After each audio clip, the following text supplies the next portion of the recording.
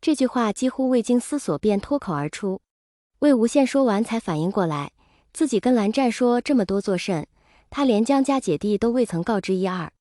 只是看到蓝忘机那双淡若琉璃的双眸，他就觉得不能胡乱搪塞这个人，一定要好好说出口才行。他语气里满不在乎，蓝忘机却蜷起了手指，他垂下头，又开口问道：那该如何才能让你继续活下去？魏无羡面露惊异之色，绕着蓝忘机转了2圈，才笑嘻嘻地说：看不出来啊，蓝湛，你这么舍不得我死。见蓝忘机面若冰霜，魏无羡才举起一只手，道：好好好，既然如此，蓝湛，帮我个忙吧。蓝忘机：什么忙？魏无羡眨眨眼，借你家藏书阁一用。他转了2下陈情，转过身倒着走了2步。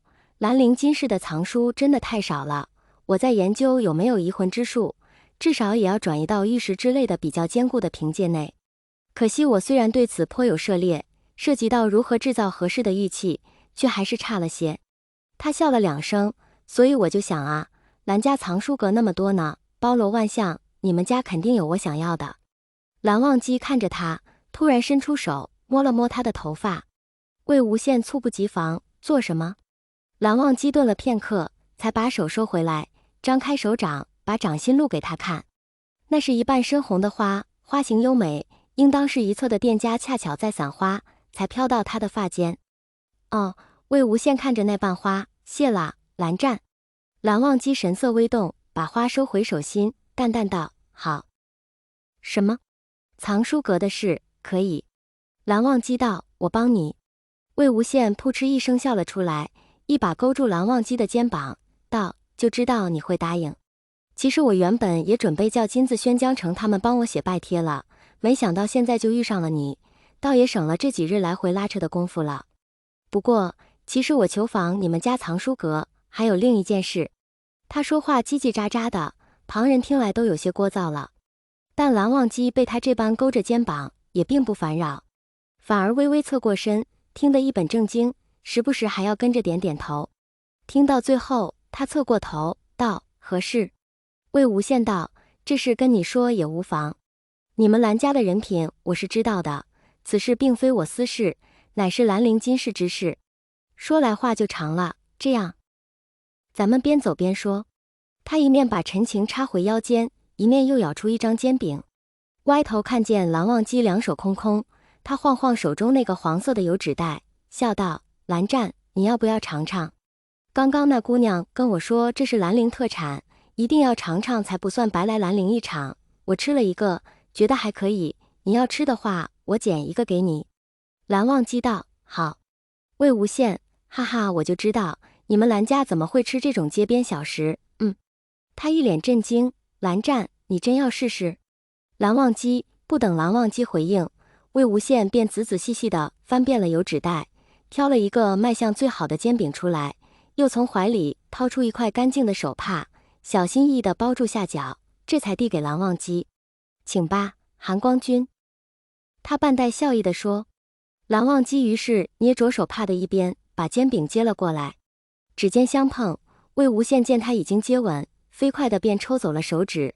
蓝忘机微不可察的一颤，垂眸斯文地咬了一口煎饼。